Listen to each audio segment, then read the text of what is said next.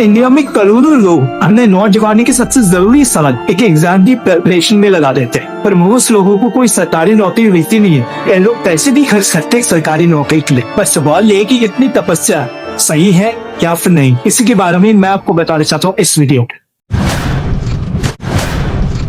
और एक सच है, इसे सरकारी सेक्टर में जनरल हेल्पर की सैलरी प्राइवेट सेक्टर के मुकाबले बहुत ज्यादा है। इसके अलावा प्राइवेट नौकरी में कोई गारंटी तो है नहीं, जैसे बोला जाता है प्राइवेट कंपनी आज जाए कल नहीं। इसके अलावा एक सरकारी जॉब में कई और बेनिफिट्स होते हैं, जैसे पेंशन हो गया, रिटायरमेंट हो गया, medical, housing loan, child care, ये सब आपको एक सरकारी जॉब के साथ मिलता है। अब जॉब सिक्योरिटी एक तरफ हो गई, दूसरा बेनिफिट है समाज में सम्मान। एक गरीब खानदान के बच्चे के लिए सरकारी जॉब अकेला तरीका है जिससे उनको समाज में सम्मान भी मिले और उनका परिवार गरीबी से बाहर भी आ पाए। उन लोगों के लिए एक सरकारी जॉब मिलना एक लॉटरी जीतने जैसा ही है। और इस पॉइंट को समझिए, हमें ये भी समझना होगा कि किस तरीके के लोग सरकारी जॉब में इतनी मेहनत करते हैं। एक एनालिसिस में दिखाया है कि 65% कैंडिडेट्स जो गवर्नमेंट एग्जाम देते हैं वो रूरल एरिया से होते हैं। ये लोग उन खानदानों से होते हैं जो लोअर मिडिल क्लास या लोअर क्लास परिवारों से आते हैं और जिनकी पढ़ाई इंग्लिश में नहीं हुई बल्कि अपनी लोकल भाषाओं में हुई। और इसी की वजह से उनके लिए प्राइवेट सेक्टर जॉब ढूंढना इतना आसान नहीं है। एक सरकारी जॉब मिलने के बाद बस आपका सम्मान नहीं बचे समाज में, बल्कि आपके परिवार पर भी असर पड़ता है। इससे स्पेशली लड़कों की शादी पर एक बहुत बड़ा असर पड़ता है। करते क्या हो? सरकारी प्यून हूँ। जी, सरकारी जॉब की रेस की वजह से क्या नुकसान होता है हमारा?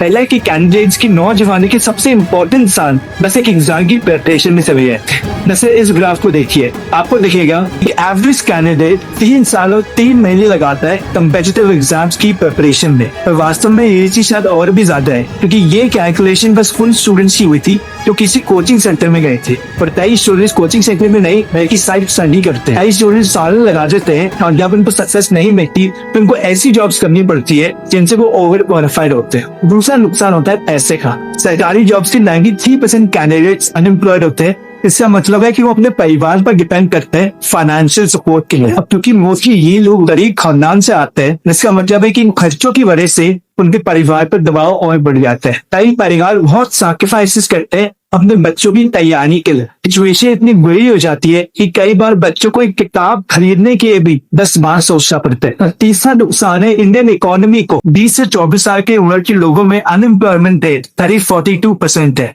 जबकि 30 से 34 साल लोगों के बीच ये अनएम्प्लॉयमेंट रेट बस 0.8% है। जैसा मतलब है कि जैसी कैंडिडेट की उम्र 30 साल तक आती है वो जॉब ढूंढने लग जाते हैं। और ये शायद तब होता है जब उनकी उम्र एलिजिबिलिटी से ज्यादा हो जाती है सरकारी नौकरियों की, या फिर उन्होंने इतने अटेम्प्ट दे दिए होते हैं कि अब वो थक गए होते हैं। इसका मतलब नहीं कि सरकारी एग्जाम की प्रिपरेशन की वजह से इकोनॉमी को कुछ भी फायदा नहीं होता, फायदा हो रहा है। एक नई इंडस्ट्री बन रही है, इसको कई लोग कहते हैं अनएम्प्लॉयमेंट इंडस्ट्री। जैसे guest house, rental flat, coaching institute, photocopy shops, समोसे, चाय की दुकान और बुक की दुकान, ये ऐसी बिजनेसेस हैं जो इन्हीं एस्पिरेंट्स और कैंडिडेट्स की पैसों पर निर्भर है। अब आसान है अगर हम दोष डाल दें नौजवानों पे, हमें ये भी समझना होगा कि इस चीज की जिम्मेदारी सरकार को भी उठानी होगी। इंडिया में एक और प्राइवेट जॉब को मिलती है, वो है रिस्पेक्ट की। हमारे मन में ब्लू कॉलर जॉब्स जैसे जोमेटो की डिलीवरी हो गई, किसी वेटर की जॉब हो गई या फिर साफ सफाई कर्मचारी की, हमारा समाज उनको इतना सम्मान देता ही नहीं। ये सम्मान हमने बस IAS ऑफिसर्स पे रख रखा है। जब उनको सम्मान नहीं मिलेगा तो कोई फिर वो जॉब क्यों करना चाहेगा? इंडिया की 65% पॉपुलेशन 35 ईयर्स से कम है और हमें बताया गया कि ये इंडिया की स्ट्रेंथ है, पर स्ट्रेंथ को यूज करने के लिए हमारे नौजवान को नौकरी चाहिए, और वो भी अच्छी क्वालिटी की।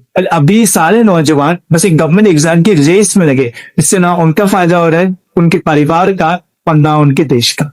अगर इधर तक आ गए और आपको वीडियो अच्छा लगा तो प्लीज सब्सक्राइब कीजिए।